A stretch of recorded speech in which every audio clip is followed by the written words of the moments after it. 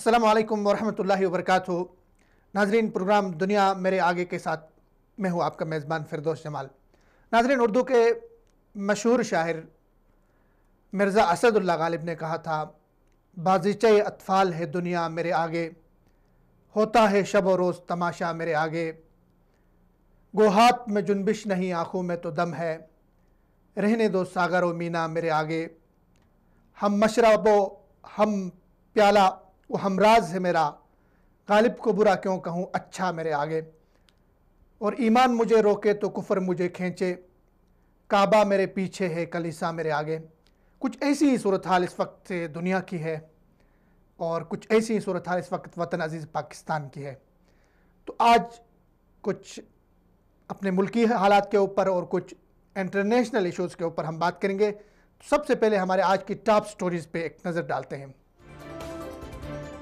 इस्लामाबाद 2 रोज़ा सुफरा कॉन्फ्रेंस का इनेकाद, मुख्तलिफ ममालिक में मुतय्यन पाकिस्तानी सफ़ीरों की शिरकत।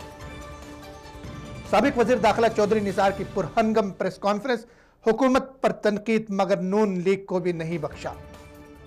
जनवरी होगी जरदारी पर भारी, क्या अगली बारी जरदारी, हुकूमत ने कर ली तैयारी, अडियाला में सफाई सुथराई।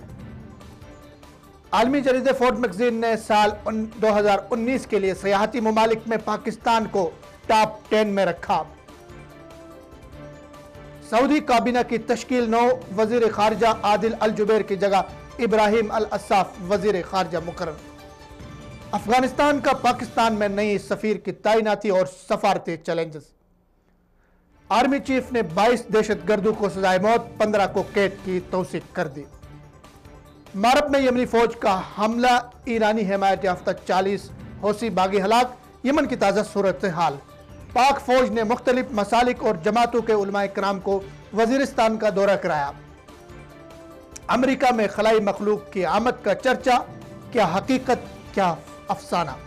तो बढ़ते हैं आज की पहली स्टोरी की तरफ। आज की हमारी सबसे पहली स्टोरी है इस्लामाबाद में 2 रोज़ा वुज़रा सफारती कॉन्फ्रेंस, और उस सफारती कॉन्फ्रेंस में दुनिया भर में पाकिस्तान के जो सफ़ीर हैं उनकी शिरकत, और उस कॉन्फ्रेंस से वज़ीर ख़ारजा का और हमारे वज़ीर आज़म साहब का ख़िताब। 2 रोज़ा कॉन्फ्रेंस के इनेकाद का क्या मकसद है और इस कॉन्फ्रेंस के ज़रिए हमारे जो सफ़ीर हैं उनको क्या अहदाफ और टारगेट्स दिए गए हैं, और इस कॉन्फ्रेंस के बाद ये जाके दुनिया भर में हमारे सफ़ीर क्या काम करेंगे, उनके टारगेट्स क्या है, अहदाफ क्या है, इस स्टोरी में हम इस पे बात करेंगे। सबसे पहले ये 2 रोज़ा कॉन्फ्रेंस जो थी, इसे नाम दिया गया है जो कॉन्फ्रेंस है तिजारती कॉन्फ्रेंस, सुफरा की तिजारती कॉन्फ्रेंस। एक बुनियादी नुक्ते को समझने की ज़रूरत है कि हमारी आज तक की जो खारजा पॉलिसी रही है दुनिया भर में, हमारे जो पाकिस्तान के सफ़ीर हैं दुनिया भर में, हमारी जो खारजा पॉलिसी के टूल्स रहे और हमारी सफारतकारी के टूल्स रहे वो दिफाई नोयत के रहे। तो इसमें कह सकते हैं कि किसी हद तक एक तब्दीली आ गई, एक चेंज आ गया है कि इसको तिजारत का रंग दिया गया है, इसे तिजारती कॉन्फ्रेंस का रंग दिया गया, और इसे कहा गया है कि सुफरा कॉन्फ्रेंस बराए इक्तसादी सफारतकारी। और इसमें इस कॉन्फ्रेंस के इनेकाद में हमारे जो वजारत तिजारत और सरमायाकारी बोर्ड है इन्होंने भी ताउन किया है। और इस कॉन्फ्रेंस के अंदर इमरान खान साहब ने अपने जो सफ़ीर हैं पाकिस्तान के मुख्तलिफ ममालिक में, उन सफ़ीरों पे जोर दिया है कि वो बाहर के मुल्कों में जो पाकिस्तानी ताजर हैं, पाकिस्तानी ताजर बरादरी है, पाकिस्तानी इन्वेस्टर हैं, उनकी फ़हरिस्तें बनाएं, उनकी लिस्टें बनाएं और उनको कायल करे, उनसे अनटच रहे, उनसे राब्ते में रहे और उनको कायल करे कि पाकिस्तान में सरमायाकारी करनी है। एक तो इसमें इस पहलू पे बात की गई, और दूसरे पाकिस्तान के जो आम लोग हैं, लेबर हैं पाकिस्तान के, दुनिया भर में सफ़ीरों को जोर दिया गया है कि आप जो है पाकिस्तान के जो मजदूर तबका है, जो लेबर तबका है, पूरी दुनिया में काम कर रहे हैं और पाकिस्तान के लिए वो ज़र मुबादला भेजते हैं और उस ज़र मुबादला पे हमारा मुल्क खड़ा है।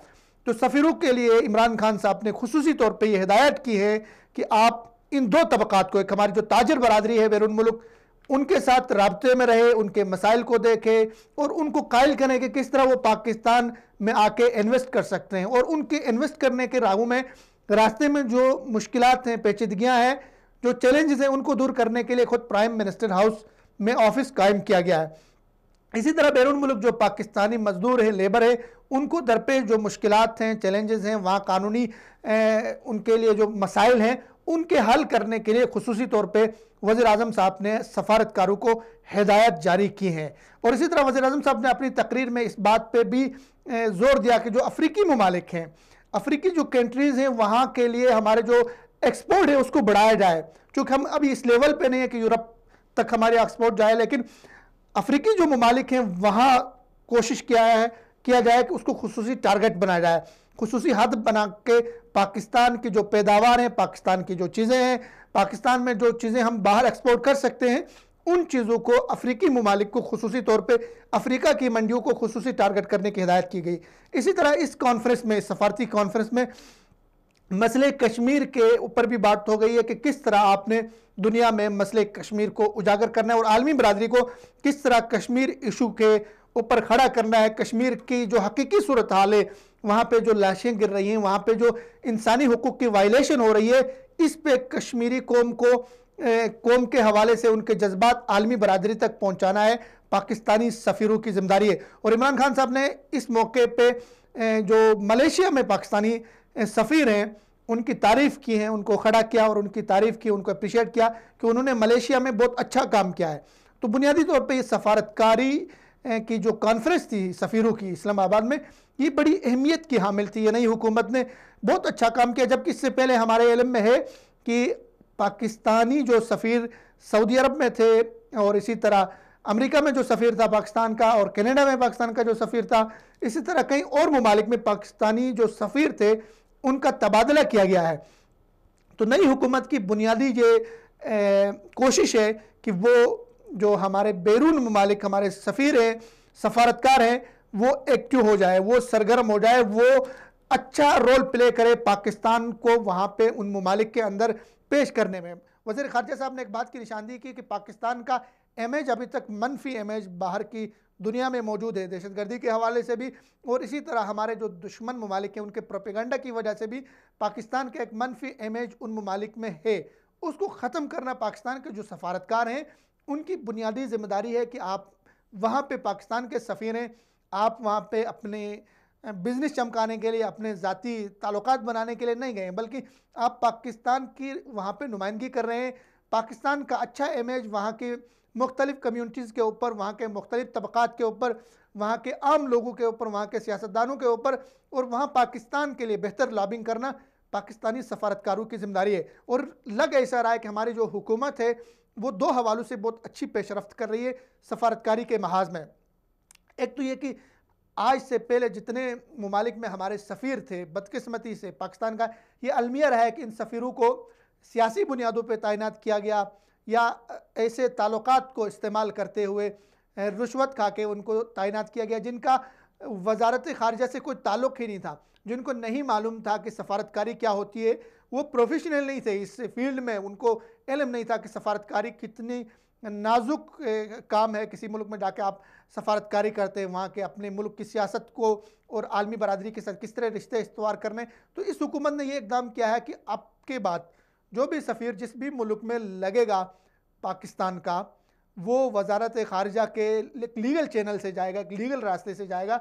वजारत ख़ारिजा के जो डिप्लोमेट हैं, जिनकी ट्रेनिंग हुई है, जिनकी तरबियत हुई है, जिनको पता है कि सफारती बारीकबीनियाँ क्या हैं, तो सिफारिश पे या सियासी दबाव पे या सियासी ताल्लुकात के ऊपर कोई सफ़ीर नहीं लगेगा। एक तो ये बहुत अच्छा इक़दाम है हमारी जो वजारत ख़ारिजा है उनकी तरफ से सफ़ीरों के हवाले से। और दूसरा बड़ा इक़दाम ये लग रहा है कि हमारी जो आज तक की जो ख़ारिजा पॉलिसी थी उसमें हमारा दिफा सबसे ज़्यादा अहम था, बल्कि टोटल उस दिफा के महवर में घूमती थी। अब दुनिया बहुत तब्दील हो चुकी है, तिजारत की तरफ बढ़ रही है, इक़्तिसादी जंग हो रही है दुनिया में, और अभी ऐसा लग रहा है कि हमारी जो सफारतकारी है, हमारे जो ख़ारिजा पॉलिसी है, उसमें एक मोड़ आ रहा है, उसमें एक तब्दीली आ रही है कि हम तिजारत की तरफ बढ़ रहे हैं। हम दुनिया को कायल कर रहे हैं कि पाकिस्तान में आए, इन्वेस्ट करें और पाकिस्तान के साथ तिजारत करें। पाकिस्तान 21 करोड़ लोगों का मुल्क है, बहुत बड़ा मुल्क है। यहाँ पे इन्वेस्टर के लिए यहाँ पे कशिश मौजूद है, ये बहुत बड़ी मंडी है। उनको बाहर के इन्वेस्टर को लाएँ पाकिस्तान में और वो सरमायाकारी करे पाकिस्तान में। उस चीज़ के लिए कायल करने के लिए हमारे जो सफ़ीर है उनकी बुनियादी जिम्मेदारी है। बदकिस्मती से हमारे सफ़ीर माजी में ऐसे रहे हैं हुसैन हक्कानी की तरह, जो हमारे मुल्क की बदनामी का बायस बने, हमारे मुल्क के ऊपर, हमारे मुल्क के माथे के ऊपर, चेहरे के ऊपर बदनुमा दाग हैं। तो जो भी सफ़ीर जाएगा वो एक तो प्रो पाकिस्तानी हो, पाकिस्तान से टूट के वो मोहब्बत करने वाला हो, पाकिस्तान की कौम की वो तर्जुमानी करने वाला हो, पाकिस्तान के मुल्क की तर्जुमानी करने वाला हो। ऐसे एरे गेरे नत्थु घेरे पकड़ के उनको सफ़ीर लगाना रुश्वत की बुनियाद पे, सिफारिश की बुनियाद पे, रिश्तेदारियों के बुनियाद पे पाकिस्तान के साथ जुल्म है, पाकिस्तान के साथ ज्यादती है। तो ये बुनियादी तौर पर जो सफारतकारी कॉन्फ्रेंस हुई इस्लामाबाद में, बहुत बेहतर वक्त में हुई है, बहुत अच्छे वक्त में हुई है। एक ऐसे वक्त में जब इस खित्ते की हालत तब्दील हो रही है, इस खित्ते से अमेरिका का इनखला हो रहा है, वो अपनी फ़ौजें निकाल रहे हैं, और इस खित्ते में पाकिस्तान का एक किरदार बहुत निखर के सामने आ रहा है, और इस खित्ते में पाकिस्तान की एक जिम्मेदारी बहुत बढ़ रही है, दुनिया के ममालिक पाकिस्तान की तरफ देख रहे हैं। ऐसे मौके पर सफ़ीरों को ब्रीफ करना, ला के उनको नए अहदाफ, नए टारगेट्स दे के उन ममालिक में भेजना जिनसे पाकिस्तान अच्छे ताल्लुकात चाहता है, जिनसे पाकिस्तान बिजनेस चाहता है, जिनसे पाकिस्तान सरमायाकारी और तिजारत चाहता है, ये बेहतरीन मौका था। और बेहतरीन मौके पे ये एक सफारतकारी कॉन्फ्रेंस इस्लामाबाद में, उसको अप्रिशिएट करना चाहिए, इसको सराहना चाहिए। और जो सफ़ीर है पाकिस्तान के, उम्मीद ये रखी जा सकती है कि ये वापस जाके दिन रात उन ममालिक के अंदर पाकिस्तान के बेहतर इमेज के लिए, पाकिस्तान की बेहतर नेकनामी के लिए, और पाकिस्तान के साथ अपना एक ताल्लुक़ को सही तरह से निभाते हुए पाकिस्तान के जो सफारतकारी है उसका फ़रीज़ा बहा हुस्न खूबी वो अंजाम देंगे, उम्मीद ये रख सकते हैं। बढ़ते हैं, अगला दूसरा हमारा टॉपिक है आज का, जिस पे हम बात करेंगे। चौधरी निसार साहब हमारे मुल्क के साबिक वज़ीर दाखिला भी हैं और इसी तरह नामवर सियासतदान हैं। उनकी प्रेस कॉन्फ्रेंसें जो है वो माजी में भी मुतनाज़ रही हैं और माजी में भी उनके ऊपर क्रिटिसाइज़ होता रहा है। तो एक अरसे के बाद वो हारने के बाद इलेक्शन में वापस ये आए हैं और इन्होंने प्रेस कॉन्फ्रेंस की है। इनकी प्रेस कॉन्फ्रेंस माजी में हमेशा जो है वो तनकीद का निशाना बनाते थे मियां नवाज शरीफ को, उनकी साहिबजादी को और शरीफ फैमिली को। हालांकि वो ख़ुद जो है मुस्लिम लीग नून के साथ उनका ताल्लुक़ रहा है, दीरीना ताल्लुक़ है, और नवाज शरीफ के बहुत मुश्किल के और बहुत शुरू के दिनों के साथी हैं चौधरी निसार अहमद साहब। तो चौधरी निसार अहमद साहब की माजी की जो प्रेस कॉन्फ्रेंस है उसके बरअक्स ये जो अभी की प्रेस कॉन्फ्रेंस है, ताज़ा प्रेस कॉन्फ्रेंस है, नई प्रेस कॉन्फ्रेंस है, उसमें उन्होंने अपनी पॉलिसी के बरअक्स, अपने तरीके के बरअक्स उन्होंने हुकूमत पे शदीद तनकीद की है। हुकूमत को भी उन्होंने आड़े हाथों लिया है और हुकूमत पे तंज़ के तीर बरसाए हैं। इमरान खान साहब के हवाले से ये एक जहन रखा जा रहा था कि एक सोच पाई जाती थी कि चौधरी निसार साहब तहरीक इंसाफ के हवाले से नरम गोशा रखते हैं, तहरीक इंसाफ के ख़िलाफ़ कोई प्रेस कॉन्फ्रेंस करने के वो मूड में नहीं होते। हमेशा जब भी उन्होंने प्रेस कॉन्फ्रेंस किए, हमेशा उन्होंने नवाज शरीफ और उसकी फैमिली को आड़े हाथों लिया। लेकिन कल की जो प्रेस कॉन्फ्रेंस थी उस प्रेस कॉन्फ्रेंस में उन्होंने जहां शरीफ फैमिली को नहीं बख्शा, उनको आड़े हाथों लिया और उनको कहा कि मेरे मशवरे पे अगर वो लोग चलते, अगर मुस्लिम लीग नून मेरे मशवरे पे चलती तो आज हुकूमत में होती।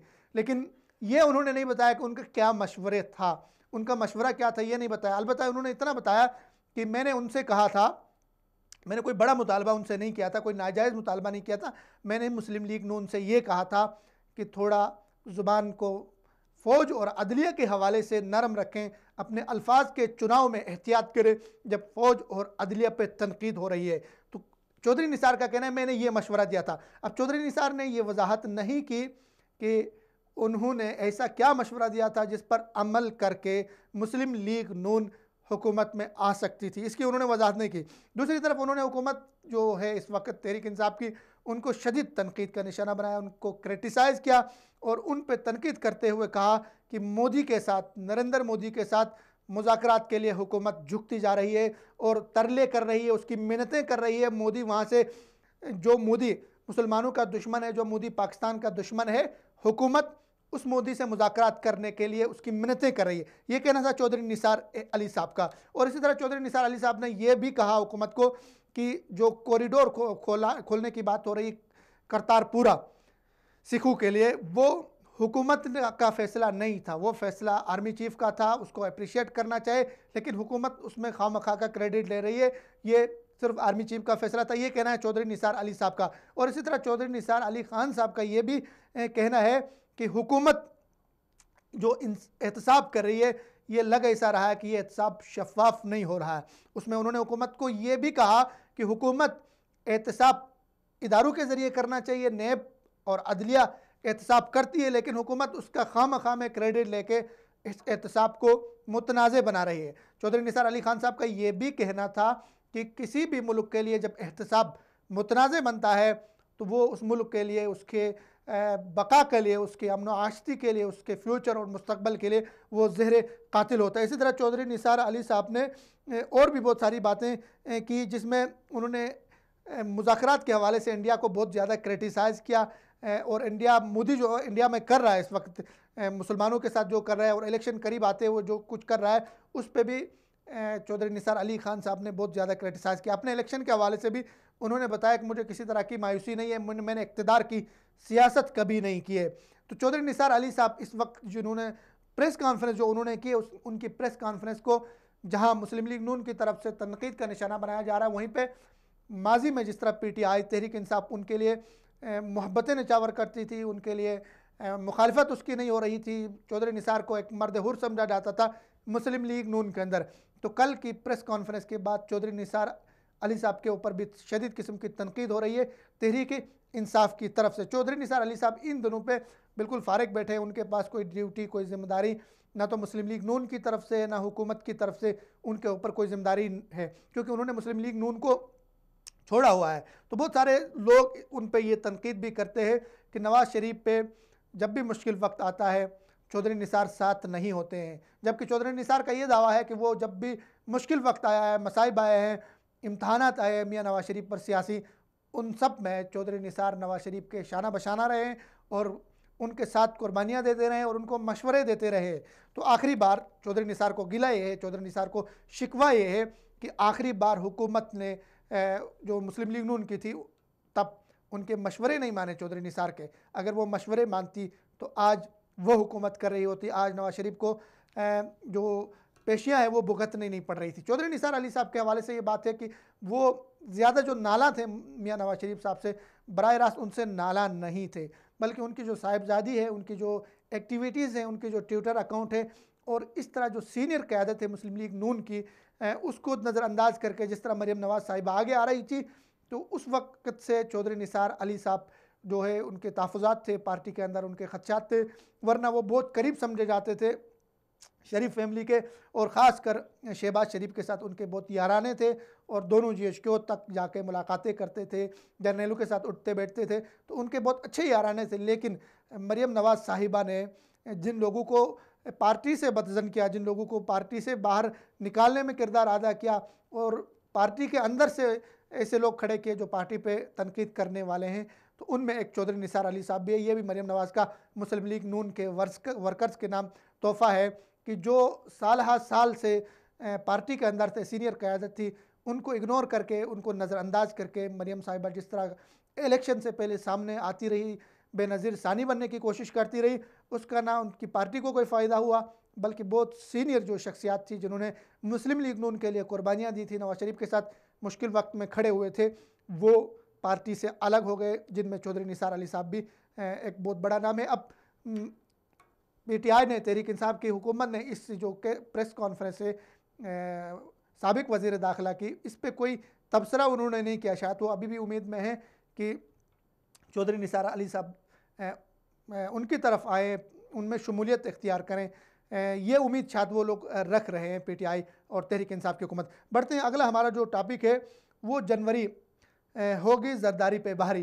जरदारी साहब इस वक्त हालात के गिरदाब में फंसे हुए हैं, फड़फड़ा रहे हैं, बहुत मुश्किल में फंसे हुए हैं। जरदारी साहब जो नेब को कभी थ्रेट कर रहे थे, कभी जो फिर उनकी ज़ुबान बोलते थे, कभी जो सख्त लहजा इस्तेमाल करते थे, कभी वो जो कहते थे कि चेयरमैन नेब मेरे सामने क्या बेचता है, वो जरदारी साहब अपने बेटे समेत, साहिबजादे समेत, अपनी बहन फरियाल तालपुर साहिबा समेत और अपने साबिक सिंध के वज़ीर दाखिला और लाहिक जो अभी वज़ीर दाखिला है, दोनों शाह जी जो है, उन समेत 172 लोग को ECL में डाला गया है और उनके बैरून मुल्क सफ़र पे पाबंदी है और जाली अकाउंट केस में जरदारी साहब बहुत बुरी तरह फंसे हुए। जरदारी साहब अपने हुजूम से, अपने जो उसके वो है उससे ज़्यादा बढ़ बोलने शुरू उन्होंने किए हैं। वो थ्रेट कर रहे हैं बराह रास्त मुल्क के अमन को, वो थ्रेट कर रहे हैं बराह रास्त पाकिस्तान के इदारों को, वो थ्रेट कर रहे हैं बराह रास्त पाकिस्तान की हुकूमत को और थ्रेट कर रहे हैं पाकिस्तान के अमन को। और वो इस तरह की धमकियां दे रहे हैं कि अगर जरदारी ख़ानदान के ख़िलाफ़ कुछ होता है, कुछ एक्शन होता है, तो वो सिंध कार्ड खेल सकते हैं। इस तरह का वो तासुर देते हैं। और उन्होंने अल्फाज इस्तेमाल किया है, तुमने सिर्फ बैंड बजाना है, बजाओ, हम तो हैं ही जरदार। तो वो बुखलाहट के शिकार हैं कि हम हैं ही जरदार, तुमने बैंड बजाना है तो बजाओ।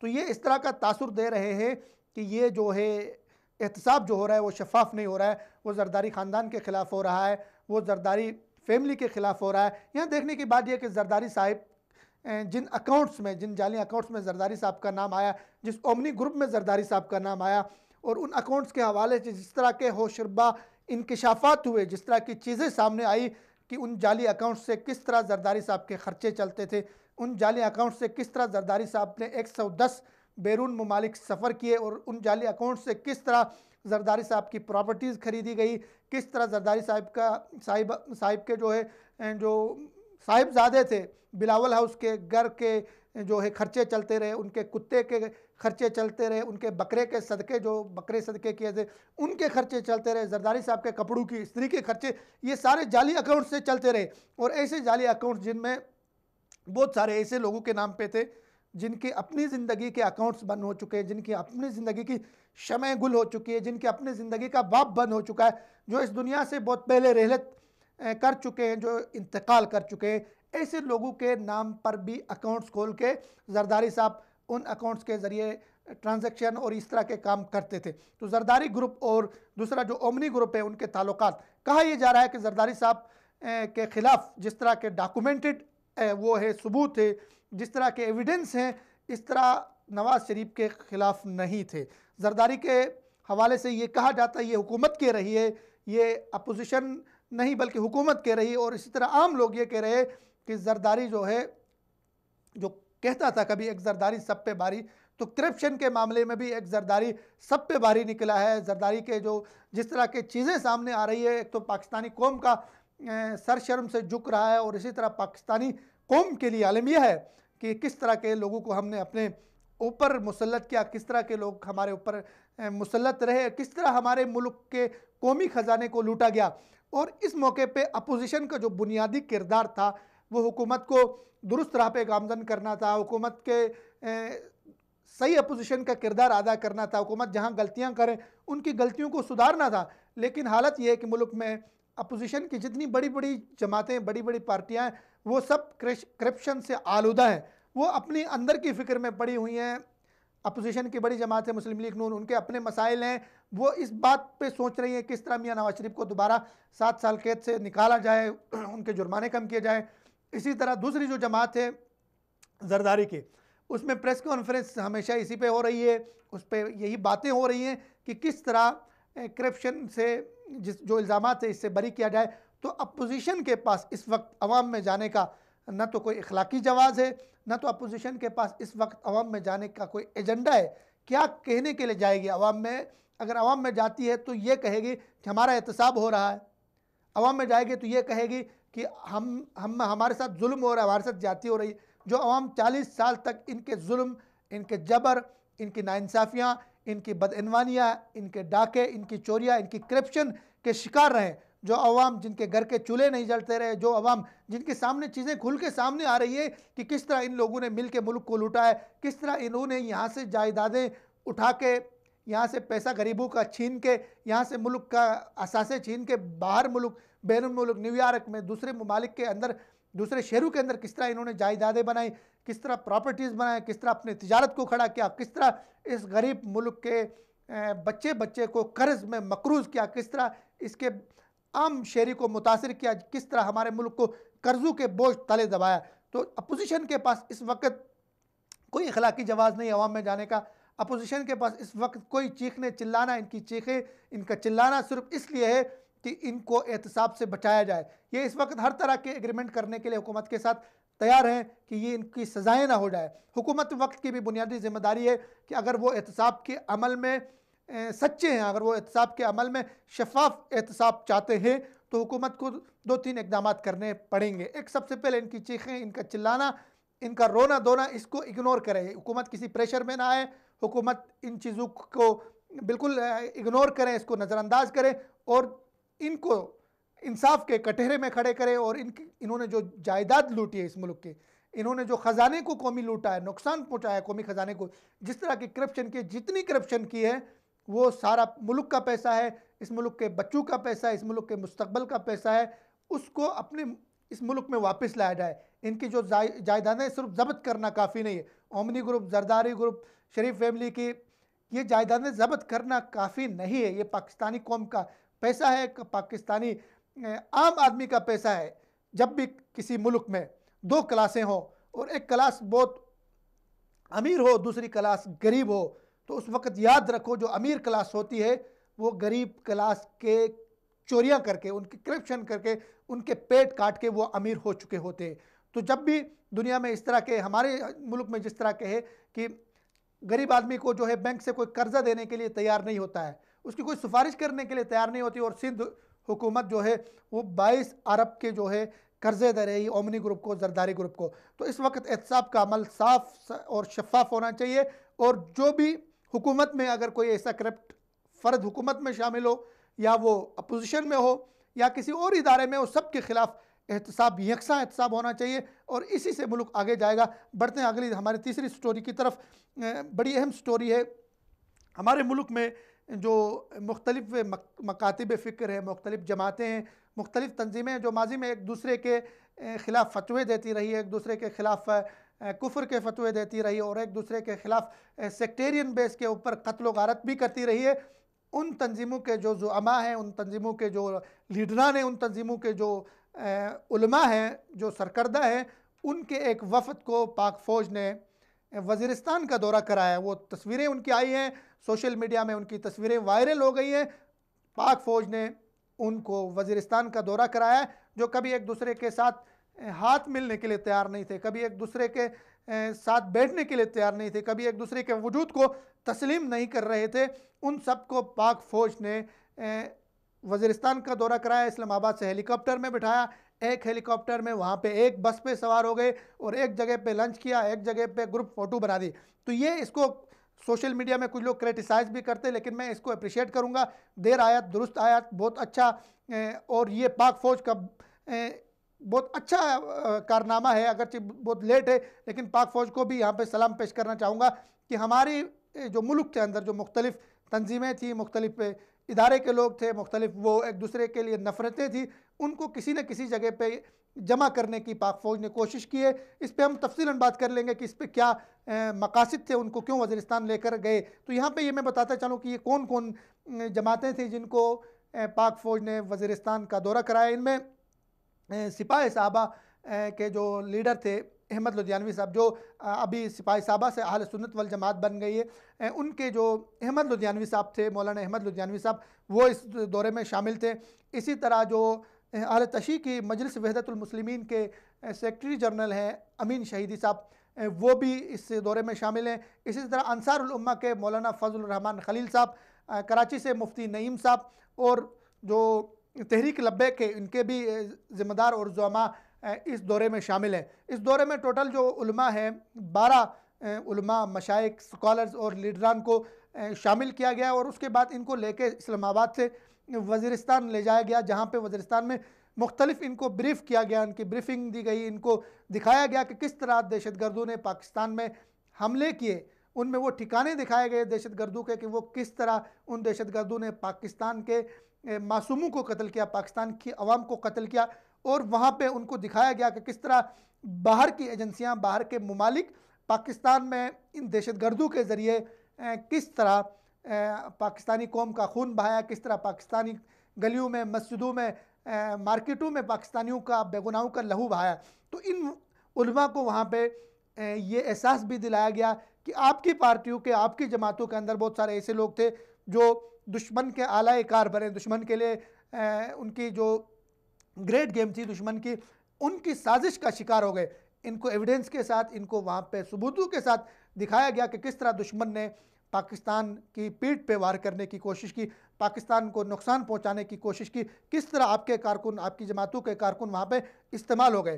तो इस जो दौरा था ये पाकिस्तानी कौम को सराहना चाहिए कि हमारे यहाँ एक अरसे से जो फ़िरकावारियत थी, एक अरसे से जो कत्ल गारत थी, एक अरसे से जो उठ के एक दूसरे को मार रहे थे, कम अज़ कम इस दौरे के बाद, एक जगह पे बैठने के बाद इन चीज़ों में कमी आ जाएगा। इख्तलाफ अच्छी बात है, इख्तलाफ होना चाहिए, फ़िक्री इख्तलाफ भी होना चाहिए, इल्मी इख्तलाफ भी होना चाहिए।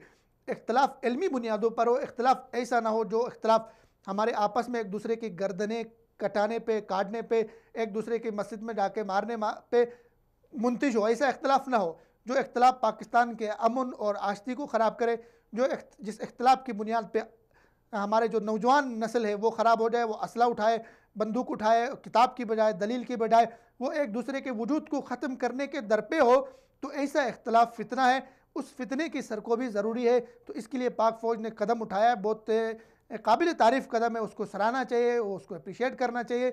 इसको इस वक्त कुछ जज्बाती किस्म के इन तंजीमों से वाबस्ता नौजवान, जो इन मौलानों से वाबस्ता थे, इन उलमा से वाबस्ता थे, इनके फॉलोअर्स थे, इनके पीछे चलने वाले थे, वो बड़े जज्बाती हो गए हैं।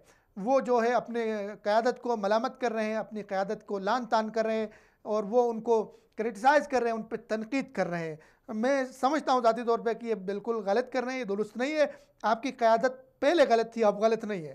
पहले एक दूसरे के साथ बैठने के लिए तैयार नहीं थी, अब बैठिए। तो आप इसको सराहें, आप इसको अप्रिशिएट करें। ये बहुत अच्छा कदम है, ये पाकिस्तान के लिए, हमारे अमन और आश्ती के लिए, हमारे मुल्क के लिए, हमारी उन तंजीमों के अपने लिए भी ये बहुत अच्छा है, बहुत बेहतर है कि आप डायलाग को फ़रोग़ दे दें, मुज़ाकरात करें। आपके जो इशूज़ हैं बिटवीन दो तंजीमों के, बिटवीन दो मसालिक के दरमियान जो इख्तलाफात हैं, उनको डायलाग के ज़रिए, कानून साजी के ज़रिए, अगर कहीं एक दूसरे पे तबर्रा हो रही है, मुक़द्दस हस्तियों पर तबर्रा हो रही है, तो उसको कानून साजी के ज़रिए, पार्लियामेंट के ज़रिए, उसको जो है कानून के ज़रिए, और हमारे जो सिक्योरिटी फोर्सेस है उनके ज़रिए इसको रोकने की कोशिश करें, बजाय इसके कि आप खुद असला उठाएँ, बजाय इसके कि आप उठ के फतवेबाजी करें, बजाय इसके कि हमारे माशरे को तबाह करें, बजाय इसके कि हमारे दुश्मन को मौका दे कि वो हमारे दरमियान दाखिल होकर आपस में हमारी कौम को, हमारे तंजीमों को, हमारे उलमा को, हमारी मसाजिद को और हमारे इस्लामी मराकिज़ को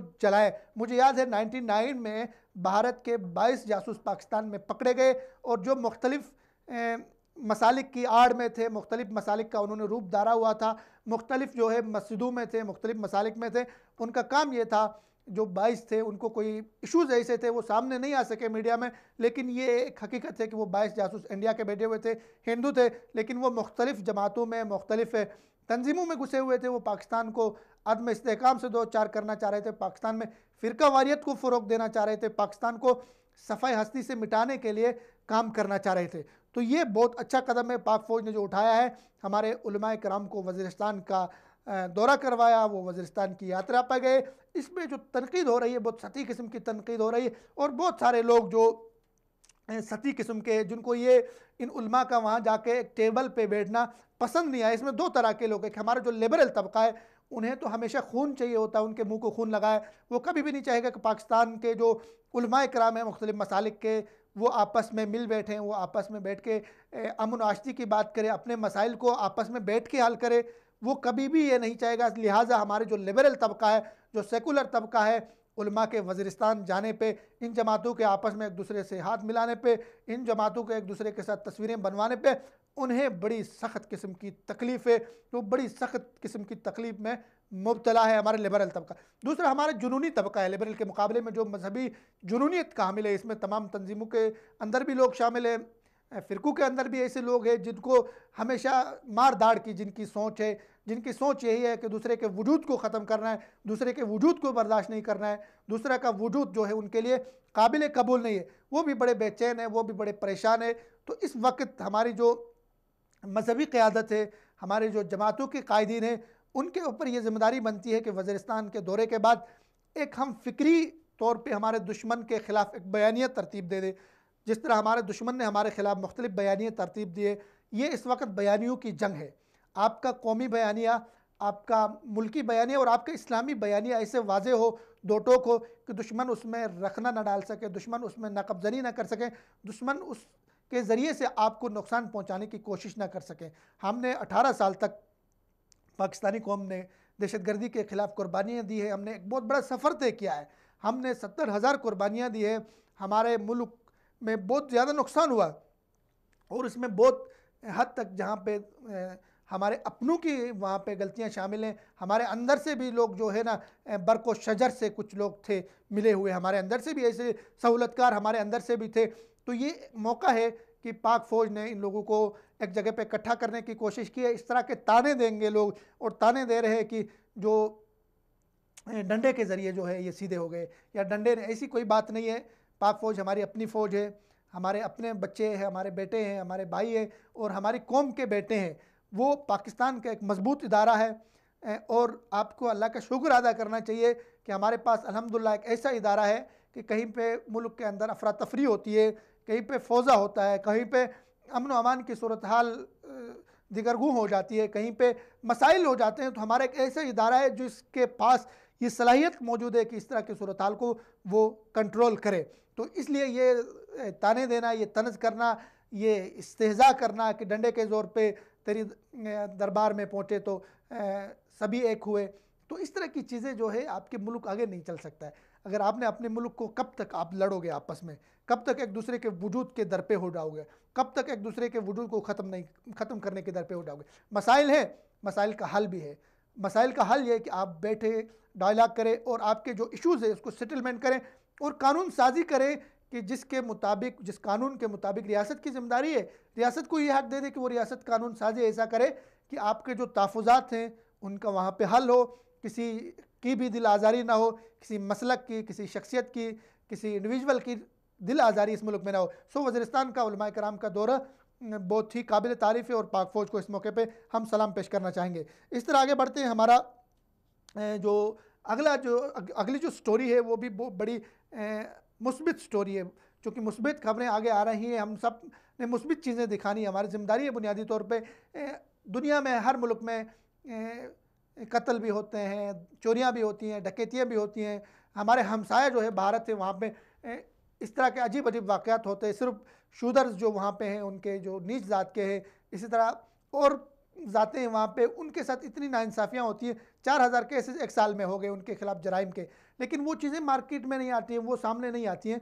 तो हमें भी अपने मुल्क के हवाले से मुस्बित चीज़ें दिखाने की कोशिश करनी चाहिए, पाकिस्तान का रोशन चेहरा दिखाएं। इसका मतलब ये नहीं है कि हम गलतियों को रिपोर्ट ना करें, गलतियों को भी रिपोर्ट करें, गलतियों पे बात करनी चाहिए, इस्लाह की भी कोशिश करनी है, लेकिन साथ साथ बहुत सारी चीज़ें हमारे मुल्क की मुस्बित हैं जिनको हमें सामने लाना चाहिए, और उसको सामने लाने से हमारा अपने मुल्क का फ़ायदा, हमारा मुल्क आगे जाएगा, हमारा मुल्क ऊपर उठेगा, और हमारे मुल्क की मईशत बेहतर होगी, हमारे मुल्क के आगे तरक्की करेगा। तो ख़बर ये है हमारे लिए आज की जो सबसे अच्छी खबर है वो ये है कि एक बैनुल अक़वामी जरीदा है फोर्ब्स मैगज़ीन, उन्होंने पाकिस्तान को दुनिया भर के उन्होंने मुख्तलिफ ममालिक की लिस्ट बनाई है, और उस लिस्ट में पाकिस्तान को टॉप 10 में रखा है कि टॉप 10 ममालिक में पाकिस्तान 8वें नंबर पे है, जहाँ सियाहत के फ़रोग के मौक़े, जहाँ सयाह जा सकते हैं, जहाँ लोग सैर व तफरीह के लिए जा सकते हैं। उन दुनिया के कितने खूबसूरत ममालिक हैं, उन ममालिक में पाकिस्तान को 8वें नंबर पर रखा है।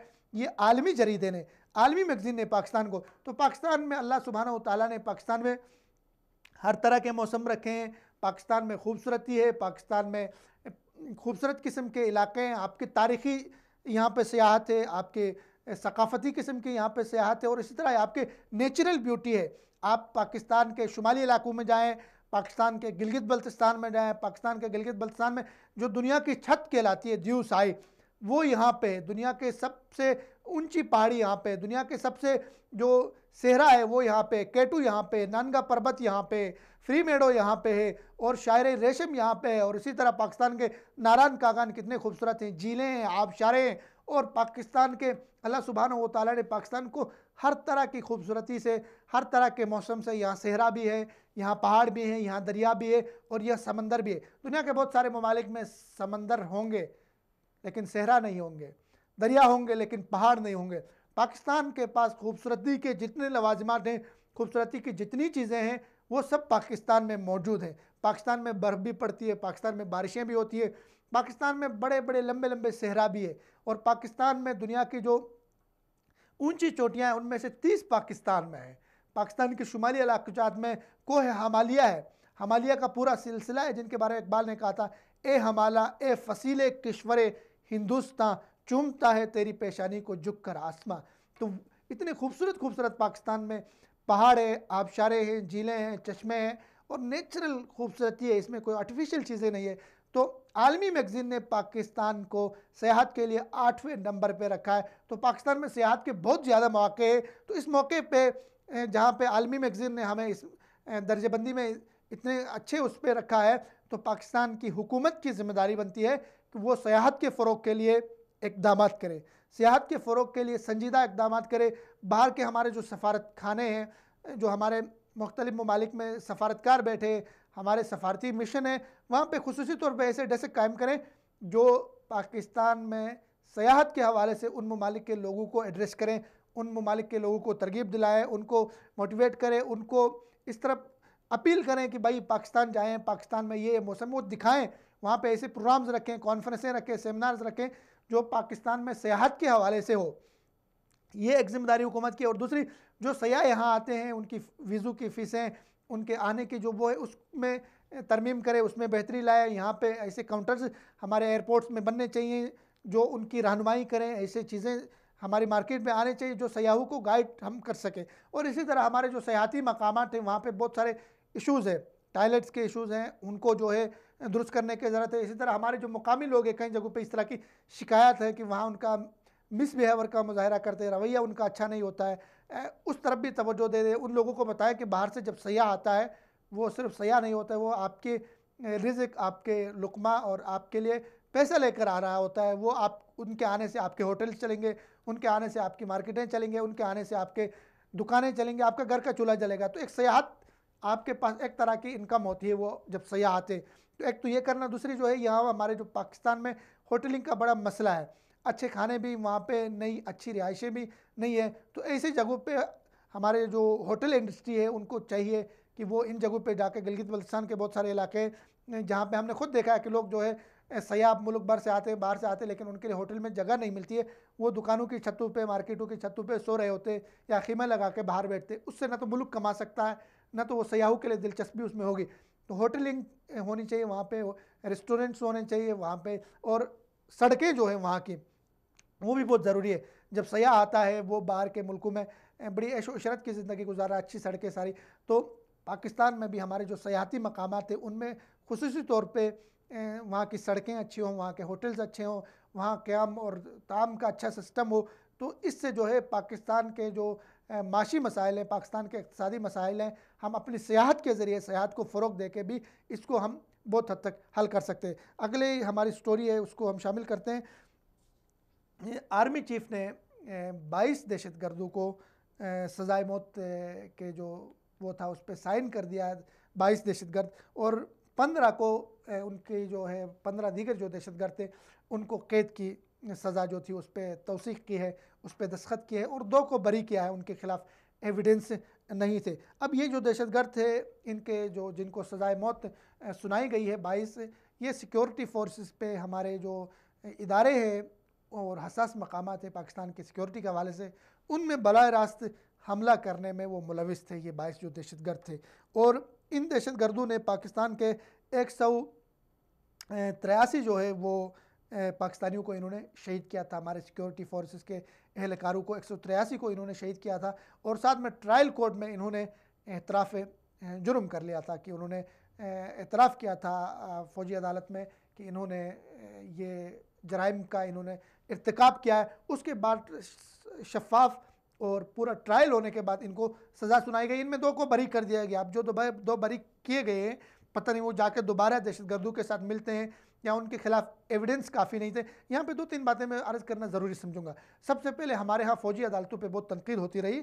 फ़ौजी अदालतें जब बनी तो हमारे जो सियासतदान थे उमूमन वो ज़्यादा इस पर तनकीद करते थे। फ़ौजी अदालतें किसी भी मुल्क में तब बनती है जब आपका मुल्क हालात जंग में होता है। आपके मुल्क को स्पेशल केसेस जो होते हैं सिक्योरिटी के हवाले से, जो दहशतगर्द होते हैं उनको सज़ाएँ सुनानी होती है, वो फ़ौजी अदालतों का क़याम ज़रूरी होता है। पाकिस्तान में भी फ़ौजी अदालतों का क़याम हुआ। तनकीद ये की गई कि फ़ौजी अदालतें काम नहीं कर रही। फ़ौजी अदालतों ने बहुत अच्छा काम किया, उन्होंने दहशतगर्दों को सज़ाएँ सुनाई। और उससे पहले ये होता था कि हमारे जो आम जो अदालतें हैं वहाँ पे दहशतगर्द पकड़ा जाता था, उनको पेश किया जाता था, तो हमारे जो वकील हैं काले कोट पहन के आते थे वहाँ पे उसको छुड़ा के ले जाते थे। और वो दोबारा ऐसे केसेस रिकॉर्ड में हैं कि वो जिनको अदालतों से छुड़ा कर लेकर गए वो वापस जाके दोबारा से दहशतगर्दी के कामों में लग गए, दोबारा से अपने मिशन पे लग गए। तो उसकी वजह से ये ज़रूरत महसूस की गई कि फ़ौजी अदालतों का क़याम नागज़िर है। तो हमारी फ़ौज के अंदर जो खुसूसी अदालतें बनती है, ये हालत जंग में होती है दहशतगर्दों का ट्रायल करने के हवाले से। तो इन अदालतों में पूरा साफ़ और शफाफ ट्रायल होता है, वो अदालतें अपना काम करती है। इन अदालतों से ये हमें सबक ये भी मिलता है, हमारे जो दीगर अदालतें हैं, हमारे हाई कोर्ट है, सुप्रीम कोर्ट है, हमारी जो जुडिशरी का पूरा सिस्टम है, हमारे निज़ाम आदल का, उनके लिए भी कि हम जो है ऐसे भी केसेस होते हैं जो 20-20 साल हमारे अदालतों में पड़े रहते, चल रहे होते। तो फ़ौजी अदालतों की तरह फास्ट वो होनी चाहिए कि जल्दी जल्दी जो है उस अमल को पाए तकमील तक पहुँचाए। सुनने में ये आ रहा है कि नई हुकूमत जो है हमारी है इस हवाले से कोई कानून साजी कर रही है कि जो भी केस अदालत में जाएगा वो साल से ज़्यादा अदालत के दफ्तर में, अदालत के अंदर वो पड़ा नहीं रहेगा, उसको साल के अंदर अंदर निपटाना ज़रूरी होगा। ये अगर ऐसी कानून साजी होती है तो पाकिस्तान के जो अदलिया के हवाले से जो इशूज़ है, हमारे इंसाफ के हवाले से जो इशूज़ है, वो बहुत हद तक हल हो सकते हैं। तो ये जो दहशतगर्द थे जिन्होंने हमारे जवानों को शहीद किया, हमारे सिक्योरिटी फोर्सेस पे हमले किए, ये अपने अंजाम को पहुँचे। इनमें से 22 को सज़ाए मौत हुई और उनकी सज़ाए मौत के उस आर्डर के ऊपर हमारे जो आर्मी चीफ थे उन्होंने तौसीक कर दी। इसमें उन लोगों के लिए भी सबक है जो रियासत के ख़िलाफ़ हथियार उठाते हैं, उन लोगों के लिए भी सबक है जो गैरों के अहलकार बन के इस मुल्क में अमन व अमान की सूरत हाल को ख़राब करने की कोशिश करते हैं और पाकिस्तान को तबाह करने की कोशिश करते हैं। उनके लिए ये पैगाम है कि पाकिस्तान कमज़ोर मुल्क नहीं है, पाकिस्तान कोई एरा गेरा नतु खेरा मुल्क नहीं है, पाकिस्तान कोई नेपाल, भूटान, श्रीलंका के साइज़ का मुल्क नहीं है। पाकिस्तान एक एटमी क़ुव्वत है अल्हम्दुलिल्लाह, और पाकिस्तान के पास एक बेहतरीन और काबिल और एक अच्छी फ़ौज है। पाकिस्तान कोई लीबिया, शाम या इस तरह का मुल्क नहीं है कि जिसको दहशतगर्दी के ज़रिए तबाह किया जा सकता है।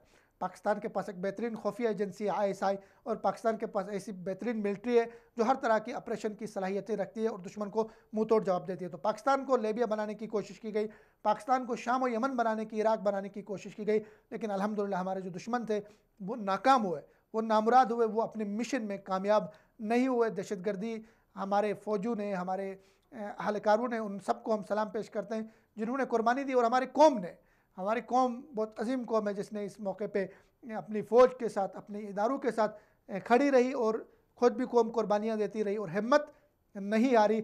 अगर पाकिस्तान में जिस तरह के हमले हुए, पाकिस्तान में जिस तरह APS हुआ, बच्चे शहीद हुए, जिस तरह का हमारे मार्केटों में धमाके हो गए, किसी और मुल्क में होता ये सब कुछ, तो शायद वो मुल्क कायम नहीं रहता। तो पाकिस्तान को अल्लाह ताला के फ़ज़ल व करम से पाकिस्तान कायम है, और उसके बाद पाकिस्तान के पास मजबूत फ़ौज है, पाकिस्तान के पास मजबूत इदारे हैं, जिसकी वजह से हमारा मुल्क चल रहा है। आगे बढ़ते हैं। हमारा हमसाया मुल्क है अफ़गानिस्तान, जो बरादर मुल्क भी है, जिसके साथ हमारे रिश्ते हैं, बड़े तारीख़ी रिश्ते हैं, सकाफ़ती रिश्ते हैं, हमारे खून में एक दूसरे के लिए मोहब्बत शामिल है। बदकिस्मती से 9/11 के बाद पाकिस्तान और अफ़गानिस्तान के रिश्तों में थोड़ा सा रखना पड़ा, कमज़ोर हुए, थोड़ी सी गैरों की साजिशें हुई, वहाँ पे काबिज़ फ़ौज आके अफ़गानिस्तान में बैठी, जिसकी वजह से पाकिस्तान और अफ़गानिस्तान के ताल्लुकात इतने अच्छे नहीं रहे। तो अभी रिसेंटली अफ़गानिस्तान ने पाकिस्तान में अपना नया सफ़ीर आतिफ़ मशअल साहब को जो है नया सफ़ीर लगाया है पाकिस्तान में। अब आतिफ़ जो मशअल साहब हैं पाकिस्तान में जो नए सफ़ीर हैं, इन्होंने पाकिस्तान के सदर डॉक्टर आरिफ अलवी से भी मुलाकात की, अपने जो दस्तावेज़ात थे सफारतकारी के वो उनको पेश किए। तो पाकिस्तान में इसको बड़ा अच्छा वेलकम किया गया, जो अफ़गानिस्तान के नए सफ़ीर है आतिफ़ मशअल साहब को। आतिफ़ मशअल साहब के हवाले से मैं बताता चलूँ कि आतिफ़ मशअल साहब 2016 में उनकी जो क्रिकेट बोर्ड है उनके चेयरमैन थे, अफ़गानिस्तान के क्रिकेट बोर्ड के चेयरमैन थे, और उस हवाले से पाकिस्तान के साथ क्रिकेट को फ़रोग़ देने के लिए, दोस्ताना मैचेस कराने के लिए इन्होंने अच्छा किरदार अदा किया क्रिकेट को फ़रोग़ देने के लिए। उम्मीद ये की जा सकती है कि आतिफ़ मशअल साहब पाकिस्तान और अफ़गानिस्तान के ताल्लुकात को बेहतर बनाने में अपना किरदार अदा करेंगे। अगरचे आतिफ़ मशअल साहब को सफारतकारी के महाज में उनका कोई तजर्बा नहीं है साबिका, और लोग सवाल भी उठा रहे हैं कि एक ऐसे नातजर्बाकार को किस तरह एक ऐसे वक्त में जब अफ़गानिस्तान में बड़े अहम फ़ैसले हो रहे हैं, बड़ी अहम तब्दीलियाँ हो रही है, तो ऐसे वक्त में पाकिस्तान जैसे ज़िम्मेदार मुल्क में, इस्लामाबाद में, एक नातजर्बाकार को क्यों सफारतकार लगाया गया। लेकिन ये अफ़गानिस्तान का इंडिविजुअल मसला है, उनका अंदर का मसला है। हमारे मुल्क में वो सफ़ीर हैं, हम उसको खुशामदीद कहते हैं, हमारी कौम ने इसको खुशामदीद कहा, हमारे इदारों ने खुशामदीद कहा, हमारे वज़ारत ख़ारिजा ने इनको खुशामदीद कहा आतिफ़ मशअल साहब को। अब आतिफ़ मशअल साहब के ऊपर है कि वो अपने तौर पे क्या कोशिश करते हैं कि पाकिस्तान में ऐसी सफारतकारी करें, ख़ासकर जब अफ़गानिस्तान में तब्दीलियाँ रोनुमा हो रही है और पाकिस्तान वहाँ पे बहुत अहम किरदार अदा कर रहा है, मरकज़ी किरदार अदा कर रहा है पाकिस्तान अफ़गानिस्तान के अंदर। अभी 1 महीने के अंदर 2 दफ़ा हमारे वज़ीर ख़ारिजा साहब अफ़गानिस्तान चले गए, पहले चाइनीज़ के साथ, उसके बाद वो अकेले गए, वहाँ पे उनके साथ मुज़ाकरात किए, अशरफ गनी साहब से मुलाकात की, उनके वज़ीर ख़ारिजा के साथ बैठक हो गई। तो अफ़गानिस्तान के अंदर अमन व आशती को कायम करने के लिए और अफ़गानिस्तान के अंदर जो है उनके मुस्तक़बल के हवाले से, उनके फ्यूचर के हवाले से जो फ़ैसले हो रहे हैं उसमें पाकिस्तान का मरकज़ी किरदार है। तो आतिफ़ मशअल साहब इस ज़मन में वो क्या अपनी खिदमत पेश कर रहे हैं, क्या करेंगे आगे, तो ये तो आने वाला वक्त बताएगा। लेकिन अफ़गानिस्तान के हवाले से एक बात मैं आपको बताते चलूँ कि अफ़गानिस्तान में अमन होगा और अफ़गानिस्तान में तरक्की होगी, अफ़गानिस्तान से गुर्बत ख़त्म होगी, अफ़गानिस्तान में बेहतरी होगी, अफ़गानिस्तान की कौम आगे बढ़ेगी, तो इसका फ़ायदा बराह रास्त पाकिस्तान को पहुँचेगा। अफ़गानिस्तान और पाकिस्तान के बार्डर एक है, हमारी सरहदें एक है, हमारे उस तरफ इस तरफ दोनों तरफ हमारे मुसलमान रह रहे हैं और दोनों के नुकसान और फ़ायदे एक के, दोनों के जो अफ़गानिस्तान में अगर नुकसान हो रहा है तो हमारा नुकसान हो रहा है बराह रास्त, अगर पाकिस्तान में नुकसान हो रहा है तो उनका नुकसान हो रहा है। तो ये एक इस्लामी सोच के साथ, एक इस्लामी फ़िक्र के साथ पाकिस्तान एक इस्लामी जमहूरी रियासत है और अफ़गानिस्तान भी, उनकी तारीख़ ऐसी है, उन्होंने बहादुरों की तारीख़ है, उन्होंने अब्दाली के लोग हैं, गज़नवी के तारीख़ रखने वाले लोग हैं। तो उम्मीद ये रख सकते हैं कि पाकिस्तान और अफ़गानिस्तान के ताल्लुकात आने वाले दिनों में बहुत बेहतर होंगे और साथ साथ अफ़गानिस्तान के अंदर जो भारत का इन्फ्लुएंस है, भारत के ट्रेनिंग कैंप है, भारत का जो है वहाँ पे एक किरदार है, उसको भी पाकिस्तान ने बात की है, वो भी कम होगा। वहाँ से जो पाकिस्तान की तरफ कुलभूषण आते रहे, दहशतगर्दी होती रही है अफ़गानिस्तान की तरफ से, तो उस पर भी उम्मीद ये रखी जा सकती है कि वहाँ उनके जो कौंसल खाने हैं जलालाबाद में और मुख्तलिफ़ जगहों पे 18 से ज़्यादा जो इंडियन कौंसल खाने हैं उसको भी ख़त्म किया जाएगा और अफ़गानी कौम के साथ पाकिस्तानी कौम के राब्ते होंगे, तिजारत होगी, सकाफ़ती वफूद का तबादला होगा और अफ़गानिस्तान एक बेहतर अफ़गानिस्तान, एक पुरअमन अफ़गानिस्तान, एक खिलता मुस्कुराता और बारूद की बू से दूर एक खूबसूरत अफ़गानिस्तान पाकिस्तान के अपने मफाद में। अगले हमारी स्टोरी है, सऊदी काबीना में तश्कील नो की गई है। सऊदी अरब जो हमारा बरादर इस्लामी मुल्क है, जिनके साथ हमारे दीराना रिश्ते हैं, जिनके साथ हमारा बड़े अच्छे ताल्लुकात थे, वहाँ की हुकूमत के साथ, वहाँ की कौम के साथ, हर मुश्किल वक्त में सऊदी अरब ने पाकिस्तान का साथ दिया है। तो सऊदी अरब में जिस तरह की भी तब्दीली आती है वो पाकिस्तान के लिए बड़ी अहम है, बड़ी माना खेज़ है, पाकिस्तान के लिए बहुत अहमियत की हामिल है। तो सऊदी काबीना में बहुत ज़्यादा तरमीम हो गई, बहुत ज़्यादा तश्कील न हो गई। उनमें सर-ए-दस्त जो बड़ी तब्दीली की गई वो सऊदी जो वज़ीर ख़ारिजा थे आदिल अल जुबैर साहब, जिन्होंने बहुत अच्छा अपना टाइम पीरियड गुजारा, बहुत अच्छी सफारतकारी की, दुनिया में सऊदी अरब के मौक़िफ़ को बहुत खूबसूरती के साथ, बहुत डिप्लोमेसी के साथ, बहुत अच्छे अंदाज़ में सऊदी अरब के मौक़िफ़ को दुनिया के सामने उजागर किया, दुनिया के सामने रखा।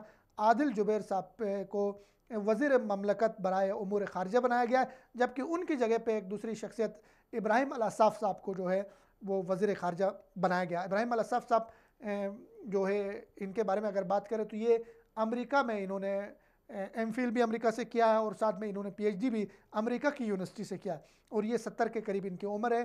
तो पहले ये सऊदी अरब के जो माशी मामलात हैं, इक़्तिसादी मामलात हैं, उनको देखते थे, वज़ीर थे ये पाकिस्तान सऊदी अरब के जो माली उमूर के।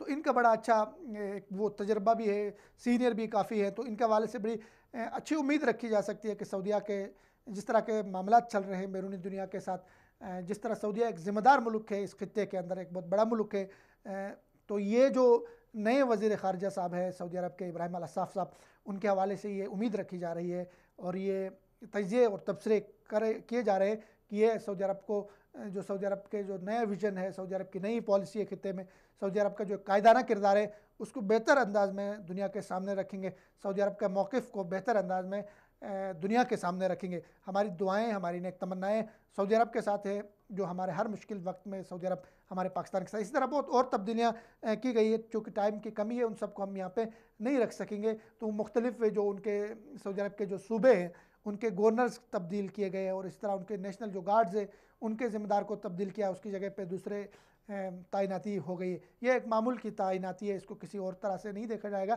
तो उम्मीद रख रहे हैं हम लोग, उम्मीद करते हैं कि सऊदी अरब में जो नई तब्दीली हो गई है, जो नई काबीना की तश्कील हो गई है, वो सऊदी अरब के अंदर और इस तरह सऊदी अरब से बाहर दुनिया के साथ सऊदी अरब के बेहतर ताल्लुकात में बुनियादी किरदार अदा करेंगे। इस तरह यमन जो है, यमन की अगली स्टोरी हमारे पास, मारब में यमनी फ़ौज का जो है जो ईरानी हिमायत याफ्ता हौसी थे उनके ऊपर हमला किया है मारब नामी उस जगह पे, उस इलाके में यमनी फ़ौज ने, और वहाँ पे 40 हौसी हलाक हो गए। यहाँ पे मैं आपको ये बताता चलूँ कि हौसी जो है कुछ अरसा पहले ही उन्होंने जंगबंदी की थी और स्वीडन के अंदर यमनी फ़ौज के साथ उन्होंने मुज़ाकरात किए थे, यमनी हुकूमत के साथ मुज़ाकरात किए थे, लेकिन उसके फ़ौरन बाद हौसी बागियों ने जो ईरान के हिमायत याफ्ता है उन्होंने फ़ौरन जंगबंदी के माहिदे को तोड़ा।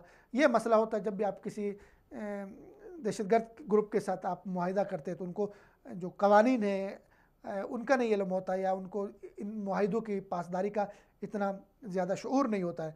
तो इन्होंने यहाँ पे एक तो ये किया कि वहाँ पे दोबारा से इन्होंने सर उठाना शुरू कर दिया, दोबारा से हथियार उठा दिया, तो उस वजह से यमनी फ़ौज ने वहाँ पे हमला करके उनके 40 जंगजू को हलाक कर दिया। और दूसरी खबर ये कि यमन ही से मारब में और वहाँ के जो बंदरगाह है वहाँ पे हौसी बागी नई भर्तियाँ शुरू किया हुआ है उन्होंने। अब नई भर्तियों में वो ताज़ा दम लोगों को शामिल कर रहे हैं, और साथ में अफसोस की बात यह है और दुख की बात यह है कि इस जंग का ईंधन बनाने के लिए बच्चे इस्तेमाल कर रहे हैं। हौसी बागियों ने छोटे छोटे बच्चों को, मासूमों को भर्ती करना शुरू कर दिया। उनके ज़रिए जो है, पहले भी एक रिपोर्ट हमने आपके सामने रखी थी, किस तरह मासूम बच्चों के ज़रिए वहाँ पे दहशतगर्दाना कार्रवाइयाँ करवाते हैं, किस तरह मासूम बच्चों को जंग का ईंधन बना रहे हैं। तो यमन एक ऐसा जगह है, ऐसा मुल्क है जहाँ पे सबसे ज़्यादा जो है चाइल्ड हुकूक जो है उनको जो है पामाल किया गया, बच्चों से खुदकश हमले करवाए गए, बच्चों के हाथ में वेपन्स और हथियार थमाया गया। तो यमन में एक तो वो बच्चों को भर्ती कर रहे हैं बहुत बड़ी पैमाने पे हौसी बागी, और दूसरे लोगों को लालच देके कि आपको बंदरगाह की सिक्योरिटी पे लगा रहे हैं, उस लालच में वहाँ के जो देहाती लोग हैं उनको भर्ती कर रहे हैं।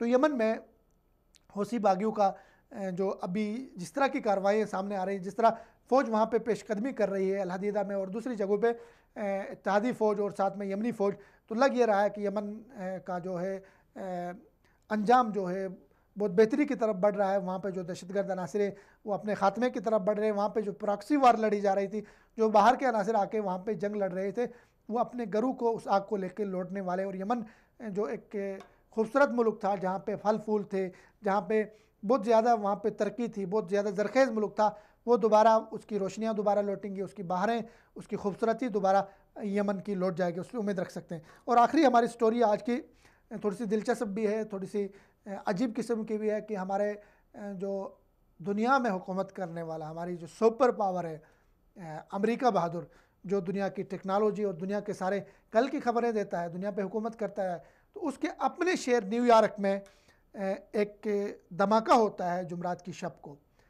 उस धमाके के साथ उनकी जो वहाँ की रोशनियाँ हैं, शहर की रोशनियाँ, वहाँ की बिल्डिंग्स की रोशनियाँ झिलमिलाने लगती है, और साथ साथ फ़िज़ा में एक धुएँ का बादल जो है नमूदार होता है। तो उससे वहाँ के जो न्यूयॉर्क के लोग हैं उनके बारे में तो शुरू में ये कहा जाता है न्यूयॉर्क वाले ऐसे हैं, न्यूयॉर्कर, कि उनको कभी किसी वाक़े पे हैरत नहीं होती है। तो वो सारे घरों से निकलते हैं और वो फ़िज़ाओं को देखते हैं, वहाँ पे धुआं छाया हुआ है और हर तरह की क़यास आराइयाँ की जा रही है, हर तरह के तबसरे किए जा रहे हैं, हर तरह के वहाँ पे तजिए किए जा रहे हैं, कहीं खौफ है, कहीं एक दूसरे से राब्ते किए जा रहे हैं कि ये कुछ हो रहा है। बल्कि कुछ लोग इसको ये तासुर देने की कोशिश की है, कुछ लोगों ने किया 9/11 टाइप का कोई और अलमनाक हादसा हो रहा है, वाक़या हो रहा है, और कुछ ने ये इसके हवाले से कहा कि ये खलाई मखलूक ज़मीन में उतर आई। खलाई मखलूक के हवाले से हमारे पाकिस्तान में बहुत बहस होती रही थी पिछले इलेक्शन में, लेकिन अब अमेरिका में भी ये बहस होती रही कि वहाँ पे खलाई मखलूक न्यूयॉर्क में उतरी है, और कुछ लोगों ने कहा कि ये कोई आसेब है जो ज़मीन पे उतरी है, और कुछ लोगों ने ये कहा कि ये मजहबी रंग दिया, कहा कि हज़रत ईसा की आमद का इंदिया है।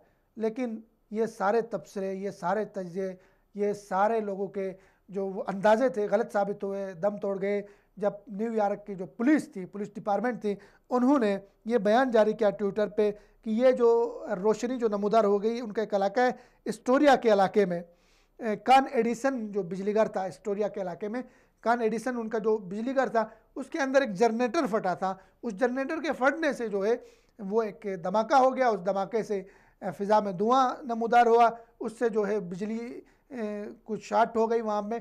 तो उस वजह से जो है ये सारा कुछ हो गया, जिसको खलाई मखलूक का नाम दिया गया, जिसको हज़रत ईसा की अहमद का इंडिया कहा गया, जिसको आसेब का नाम दिया गया, जिसको 9/11 तर्ज का एक अटैक भी कहा गया।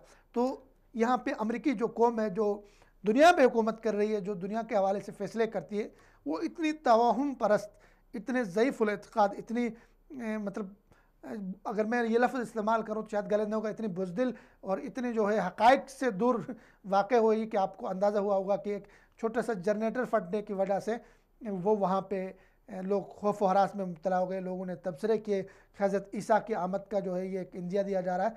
तो आप अंदाज़ा करें कि आपके पाकिस्तान में कितनी मुस्बित खबरें हैं। हमारे यहाँ रोज़ धमाके होते हैं, लोग टस से मस नहीं होते हैं। हमारे यहाँ रोज़ इस तरह के हादसात होते हैं, लोगों को फ़र्क नहीं पड़ता है। तो अमेरिका में एक छोटा सा वाक़या हुआ, वहाँ के लोग जो है तवहुम परस्ती और ज़ईफ़ुल एतक़ादी और इसमें किस हद तक आगे बढ़े, आपने इस एक वाक़ये से अंदाज़ा किया। आज की स्टोरीज़ यहाँ पे ही ख़त्म होती है।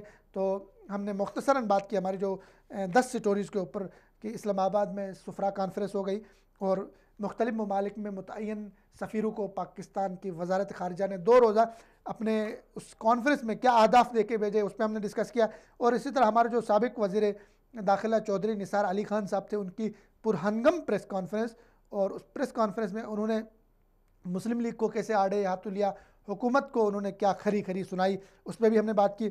इसी तरह जनवरी होगी जरदारी पे बारी, क्या अगली बारी जरदारी हुकूमत ने कर ली तैयारी, अडियाला में सफाई सुथराई, तो क्या जरदारी साहब नवाज शरीफ साहब को अडियाला में कोट लखपत में ज्वाइन करेंगे, इस पर भी बात की। और इसी तरह पाकिस्तान में सयाहत के फ़रोग के लिए और पाकिस्तान के नाम को आलमी जरीदे ने जो टॉप 10 में रखा, 8वें नंबर पे रखा, उस पर हमने बात की। और पाकिस्तान में सयाहत के मौक़े के ऊपर बात की, सयाहत की जगहों के ऊपर बात की, और पाकिस्तान में सयाहत के फ़रोग के लिए हुकूमत को क्या करना चाहिए, इस पर भी हमने बात की। और इसी तरह हमने बात की सऊदी काबीना की तश्कील 9, वज़ीर ख़ारिजा आदिल अल जुबैर की जगह इब्राहिम अल अस्साफ़ की तैनाती, और सऊदी पाक ताल्लुकात और उनसे उम्मीदें और उनके लिए नेक तमन्नाएँ। इसी तरह अफ़गानिस्तान में जो अफ़गानिस्तान का पाकिस्तान में नए सफ़ीर आतिफ़ मशअल साहब के हवाले से बात की कि उनकी तैनाती, पाक अफ़गान ताल्लुकात और उनको जो दरपेश चैलेंजेस है, इस पर भी हमने बात की। इसी तरह यमन के जो मारब में है, वहाँ पे यमनी फ़ौज के हाथों 40 दहशतगर्द हौसी बागियों की हलाकत, उस पर हमने बात की। और यमन के मुज़ाकरात के ऊपर हमने बात की। आर्मी चीफ़ ने 22 दहशतगर्दों को जो सज़ा सुनाई, उस पर हमने बात की। उसके अलावा दहशतगर्दी के वाक़यात में जो 2 बरी हो गए, 15 को कैद की सज़ा हो गई, उस पर भी हमने बात की। फ़ौजी अदालतों को हमने ठग दिया। पाक फ़ौज ने मुख्तलिफ़ मसालिक और जमातों के उलमाए कराम को जो वज़ीरिस्तान का दौरा कराया, उस पर भी हमने बात की। उस पर जो क्रिटिसाइज़ हो रही थी, उस पर बात की, तनकीद हो रही थी, उसके मुस्बित पहलू और जो अच्छी चीज़ें हैं उनको हमने उजागर करने की कोशिश की और एक मैसेज देने की कोशिश की। इसी तरह अमेरिका में खलाई मखलूक की आमद का चर्चा, क्या हकीकत, क्या अफसाना, इस पर भी बात की। तो आज के प्रोग्राम का वक्त यहाँ पे ख़त्म होता है। तो आपको आज का प्रोग्राम, आज की स्टोरीज़, उस पर तबसरा, उस पर तजिया आपको कैसे लगा, अपने फीडबैक से ज़रूर आगाह कीजिए। इजाज़त दीजिए फिरदौस जमाल को। अल्लाह हाफ़िज़।